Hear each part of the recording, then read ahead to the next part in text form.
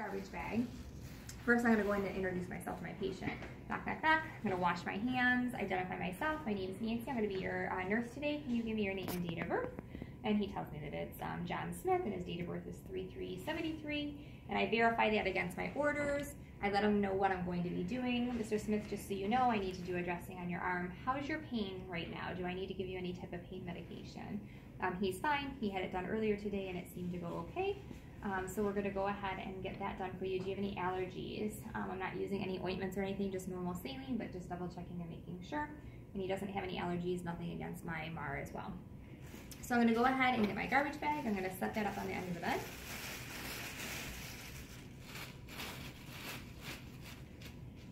And I'm going to go ahead and place the chucks underneath his arm because I'm going to need to irrigate it, and I don't want to have to clean up my bed. Just help you lift your arm here for me, sir. I'm going to put a basin next to it so when I do my irrigant, that it hopefully will run into my basin. And then I do need to grab a pair of clean gloves. Over here, I'm going to look at some of my items that I brought in. I have normal saline, and that's what my physician wants me to clean this with, normal saline versus sterile water. I just have to look at my order, and I have normal saline. It's not expired. It's the first time I'm opening it, so I'm going to time, date, and initial it.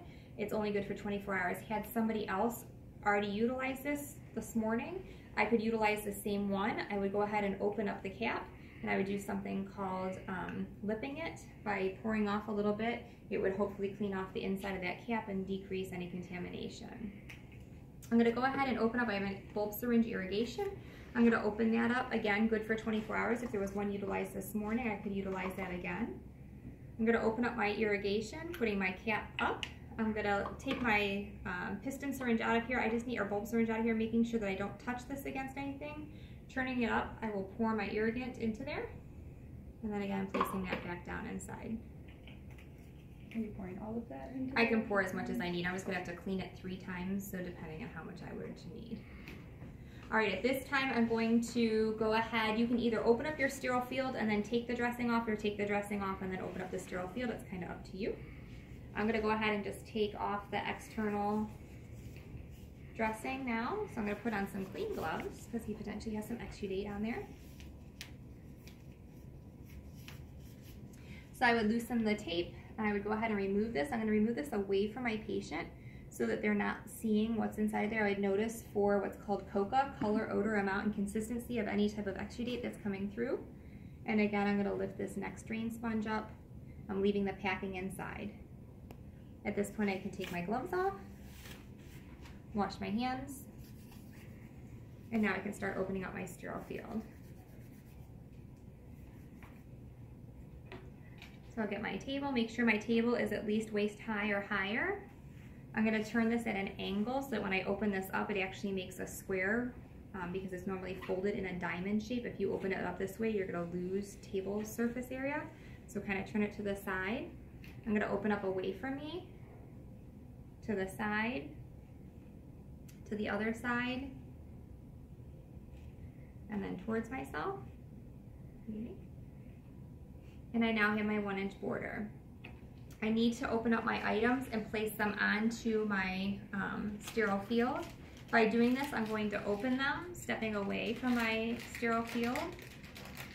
I'm going to cover my arm with the packaging, standing up above and dropping down, and making sure everything stays within my 1-inch border. And I'm going to go ahead and throw those other items into the garbage.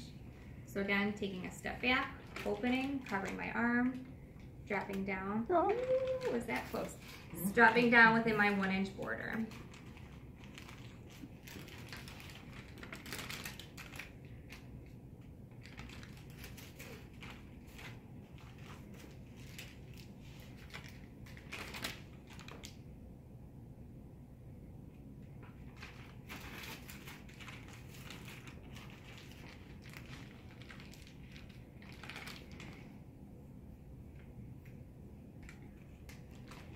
All right, I cannot turn my back on my sterile field. I'm going to go ahead and put on my sterile gloves.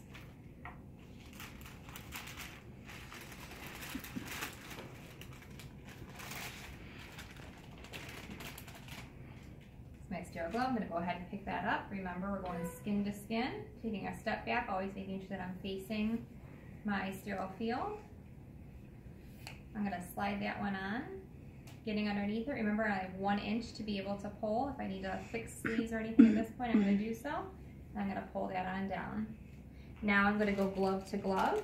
I was skin to skin. Now I'm going glove to glove. So I'm going to go into the glove cuff. I'm going to hitchhike my thumb. Just leave the package there. Don't go knocking it on the floor. It's fine right where it's at. And then I'm going to go down into my glove. Again, making sure that I'm above my waist and getting my glove on. If my fingers didn't go in, I could fix those now. I cannot go within my 1 inch border below. My arms become locked at my side and I need to dinosaur at this point. So now I'm going to arrange my items on my tray, making sure to stay within my 1 inch border and making sure not to reach across my tray.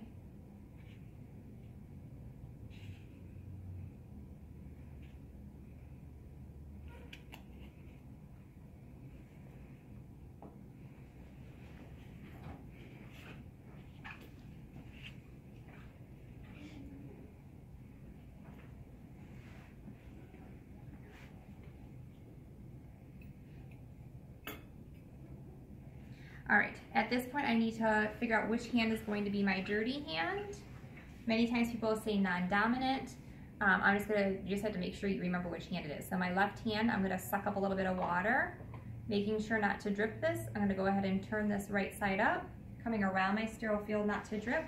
I'm gonna carefully moisten my internal packing, and I'm gonna replace that back into my area. Facing my sterile field, if I need to move it at all, I can turn a little bit with my foot. I now need to remove that internal packing. I'm gonna go clean to clean, dirty to dirty. So I'm gonna carefully reach in, pick up my forceps, and hand it over to my dirty hand that's over here away from my sterile field. Opening these up, I'm gonna go ahead and pick up my packing from the inside and pull that out. Again, noting color, odor, consistency, amount, and dropping that into my garbage. At this point, I need to irrigate that. This is my dirty hand. I'm still facing my field. I'm gonna suck up some of my irrigation solution, making sure to tip it back, walking around my sterile field, pointing my toe towards my sterile field so that I don't turn my back to it. I'm gonna clean it top to bottom, top to bottom, top to bottom, or until it runs clear 3 times, or until it runs clear. Again, coming back around my sterile field and placing it there. I now need to get rid of this irrigant because it's dirty and I don't want to go sterile over top of that. So I will go ahead and package up my chucks with my sterile hand.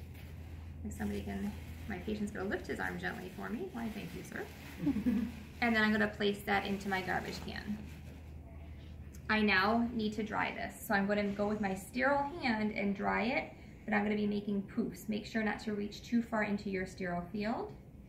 You'll create a poof in your hand, making sure that you have at least 1 inch between your fingers and your wound site. Toe towards your sterile field. I'm gonna go ahead and dry. I'm gonna go outer,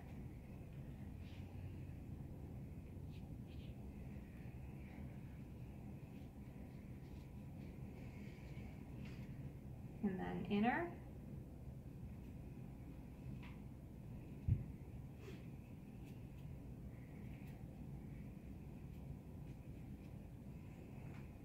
outer,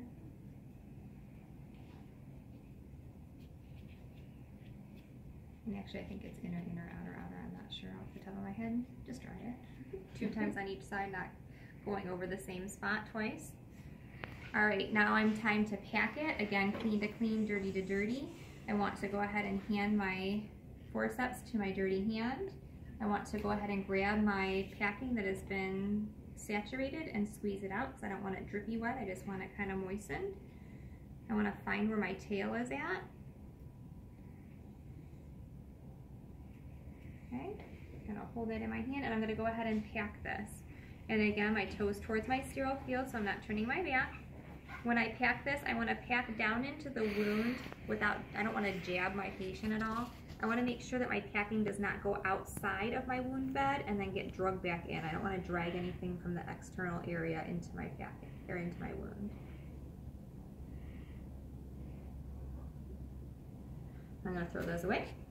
And now I'm gonna take my 4x4 and cover this. And now I'm gonna take my ABD, and at this point you can use both hands, blue to the sky, that's how you know that's the outside. Let me go ahead and place this on top. I no longer need to be sterile.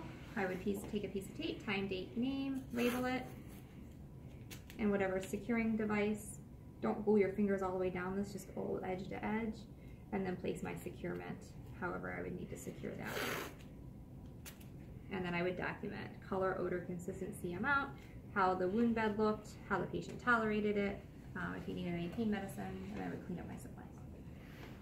Good.